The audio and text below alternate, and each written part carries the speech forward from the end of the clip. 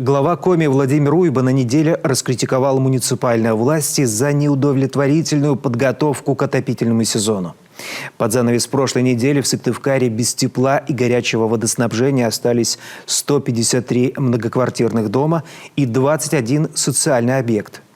О том, почему ремонтные работы проходят зимой, а не летом, выясняла Анна Зубарева. Заснеженные улицы Сыктывкара похожи на перепаханную бомбежкой прифронтовую полосу. В устойчивую минусовую температуру на улицах города то и дело случаются прорывы на тепловых сетях. Промерзший грунт тепловики раскапывают с помощью специальной техники, оставляя грязь после. Но проблема эстетическая ерунда по сравнению с тем, что люди в мороз остаются в домах и на работе без отопления. Еще не все подготовлено. Правда, зима, как обычно, подкралась незаметно. Но у нас как всегда. А у вас дома не отключали отопление? Отключали. Получилось так, что хотели дать на следующий день 12 часов, но на самом же деле у нас где-то только в 4 часа вечера дали тепло. Это, конечно, делается летом все. Летом такие вещи делаются. У нас портится эстетический вид города. Это, во-первых. Во-вторых, это и опасно, мне кажется, все-таки. Так что я с негативной стороны отношусь к такому положению дел. Очередная коммунальная авария на теплосетях произошла ровно неделю назад в самом центре столицы Коми, в районе торгового центра Вивальди Плаза. Утечку нашли во время обхода участка магистральной тепловой сети номер 2. Бросились латать, оставив без тепла сразу 3 окрестных торговых центра. Та авария, к счастью, обошла стороной близлежащие жилые дома. Но ремонт в разгар зимы вызывает вопросы. Когда мне позвонили и сказали, что у нас незапланированный ремонт в декабре на сетях теплоносителя. Незапланированный ремонт в декабре. Это додуматься до этого надо вообще, нет? Что уж говорить, случай с отключением торговых центров для города не единственный. Трубы то и дело напоминают о себе, требуя внеплановых ремонтных работ и заставляя не по сезону утепляться жителей города. 153 дома и 21 социальный объект ограничили в подачу тепла и горячей воды после выявления дефекта теплосети 16-17 декабря. Благо на улице был не сильный минус. Батареи в квартирах остались невредимыми. Когда у нас происходит отключение от тепла у нас на севере, когда отключаются 160 многоквартирных домов, школы, детские сады, то, что это халатность, это однозначно.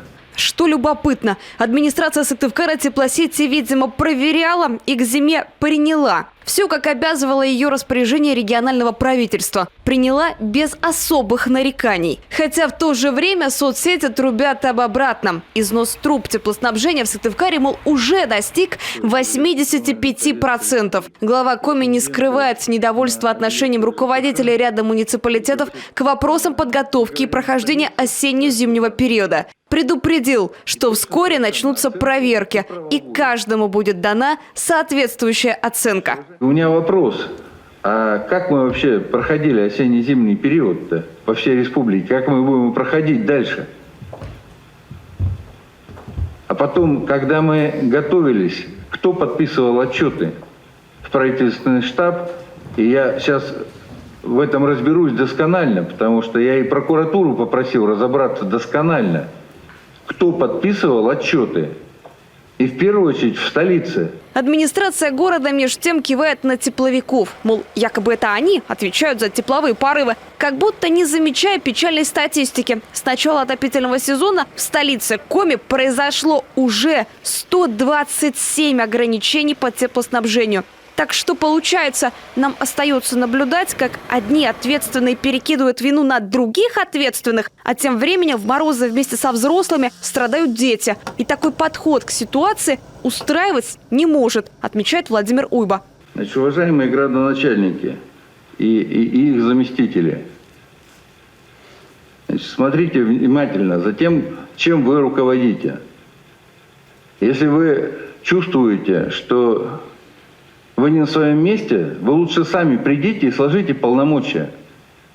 А не ждите, когда это сделает за вас прокурор. На этой неделе Владимир Уйба поручил региональному министру строительства и ЖКХ Игорю Кузьмичеву и мэру Сыктывкара Наталье Хозяиновой совместно с ПАО «Т+» и Ростехнадзором провести анализ. Почему ветхие сети не ремонтируют вовремя? Зима закончится еще не скоро. Впереди новогодние каникулы и рождественские морозы, которые приходят всегда как по расписанию. И свечи хочется зажигать по случаю праздника, а не для того, чтобы просто погреть руки дома.